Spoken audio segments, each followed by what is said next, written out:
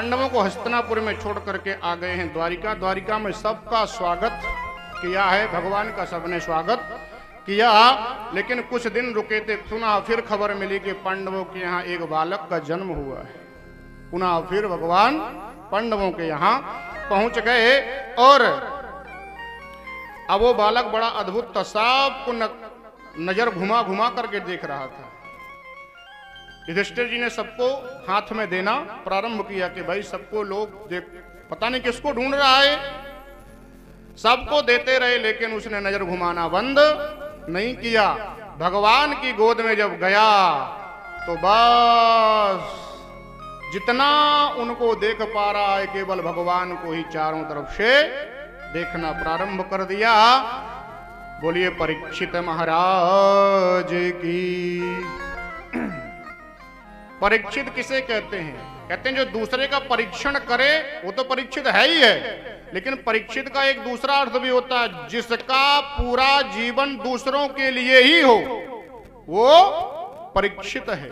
दूसरों की इच्छा पूरी करने में ही जिसका जीवन चला जाए वो परीक्षित है। ब्राह्मणों ने बड़े अद्भुत अद्भुत इनके स्वभाव बताए, इनके काम बताए, क्या करेगा क्या नहीं करेगा। अंत में कह दिया कि तक्षक सर्प के काटने से, ब्राह्मण के श्राप से इसकी मौत होगी। युधिष्ठिर जी बोले आपने इतना सब कुछ पहले बताया, ये होगा वो होगा, इतना अच्छा होगा, ब्राह्मणों का भक्त होगा, संतों की सेवा करने वाला होगा, अपने कुल को आगे बढ़ाएगा, चक्रवर्ती सम्राट होगा, पता नहीं कितना कितना बता दिया। अंत में कह दिया कि आप कह रहे हैं कि ब्राह्मणों के श्राप से मरेगा। अरे ब्राह्मणों के श्राप से मरेगा तो ये सब कुछ गुण कहां से आएंगे उसके अंदर? कहा कि देखो जितने हमने गुण बताए हैं वो सब रहेंगे, लेकिन एक संयोग ऐसा बनेगा जो उसको श्राप मिल जाएगा। युधिष्ठिर जी महाराज कुछ दिनों तक और रहे।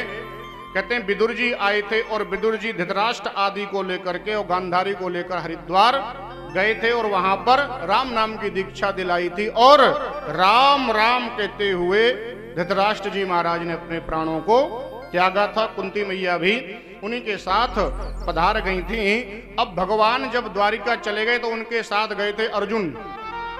7 महीने बीत गए, कोई खबर ही नहीं मिली। पहले तो ऐसा हो जाता था कि 7 महीने के 7-7 साल बीत जाते थे, खबर नहीं मिलती थी, आदमी को टेंशन नहीं होती थी। आज तो 7 दिन ना मिले खबर तो हाहाकार मच जाता है, क्योंकि अब ऐसे कोई अभाव तो रहे नहीं। अब तो बस जब चाहो सामने बैठ करके खूब बात करो, देखो भैया क्या कर रहे हो, कहां। अब तो लोग झूठ बोलते हैं ना, फोन पर अक्सर लोग झूठ बोल देते हैं, तो सामने वाले को विश्वास नहीं होता, कहता दिखाओ।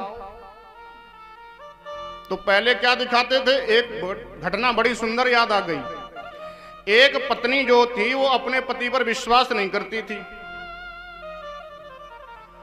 अब वो जब पूछे कहां हो तो हो कहीं पे, कहते घर पर हूं। तो कहे मिक्सी की आवाज सुनाओ, और मिक्सी साथी में लेके जाते। कहते 1 मिनट रुको जरा, चलाता हूं फिर सुनाता हूं। जहां पर जाए वो चला के सुना दें। हाँ बस ठीक है, घर पे हो। अब एक दिन अचानक घर पे आ गई, बेटा बैठा था, पूछा पापा कहाँ हैं? अरे मम्मी क्या बताऊं, सुबह से ही निकल गए, पता ही नहीं कहाँ गए। अच्छा अभी तो मिक्सी चला के बताए थे हमको। अरे बोले मम्मी क्या करूं, वो जब घर से जाते हैं ना मिक्सी साथ में ही लेके जाते हैं।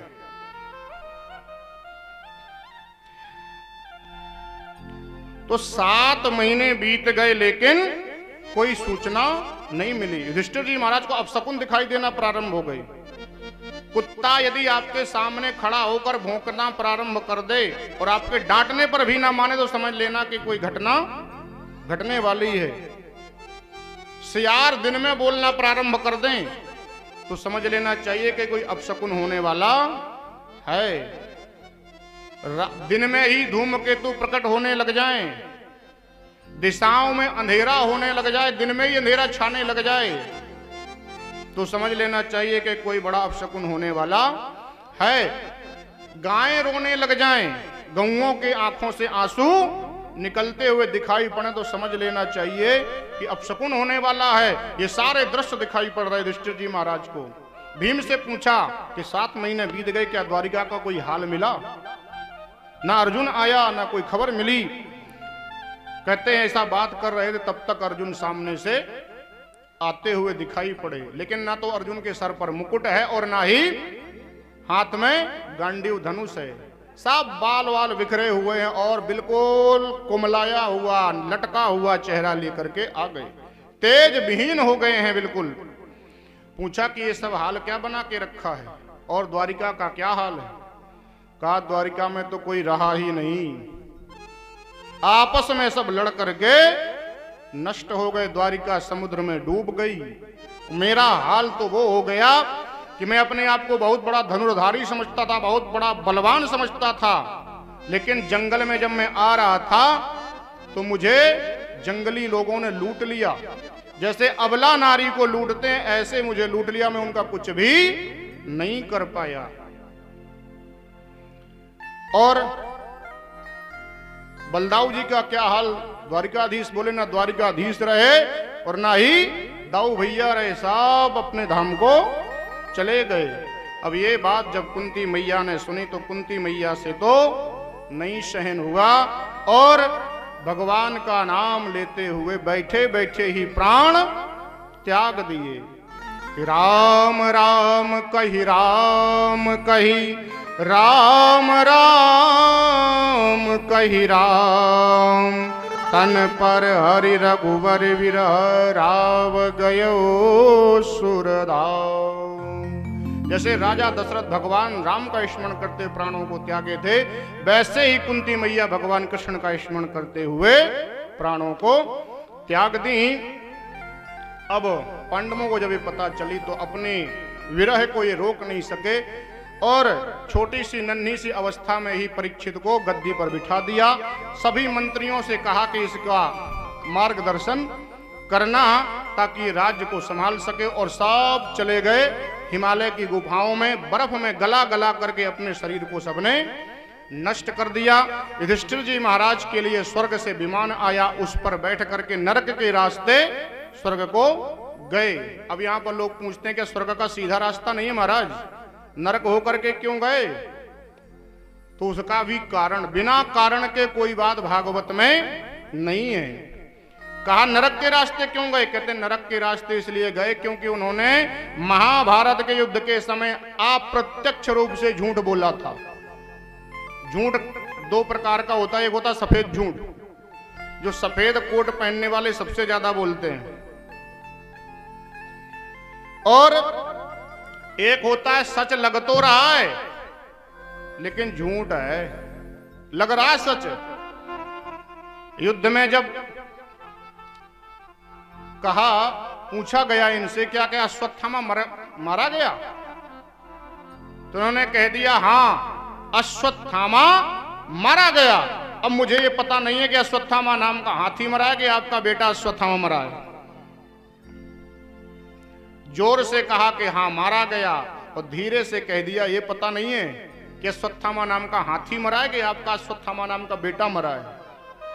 उस एक अप्रत्यक्ष झूठ बोलने के कारण नरक के रास्ते स्वर्ग को गए। अब जब ये बैठे हैं राजगद्दी पर तो इनका विवाह उत्तर की पुत्री इरावती के साथ हुआ और जन्मेजय आदि इनके बेटे हुए। कृपाचार्य जी को इन्होंने गुरु के रूप में स्वीकार किया और गंगा के तट पर 4 अश्वमेध यज्ञ कराए। जब यज्ञ पूर्ण हुए तो इनके मन में ये भाव आया कि प्रभु आप सबकी रक्षा करने वाले हो, आप मेरी भी रक्षा करना।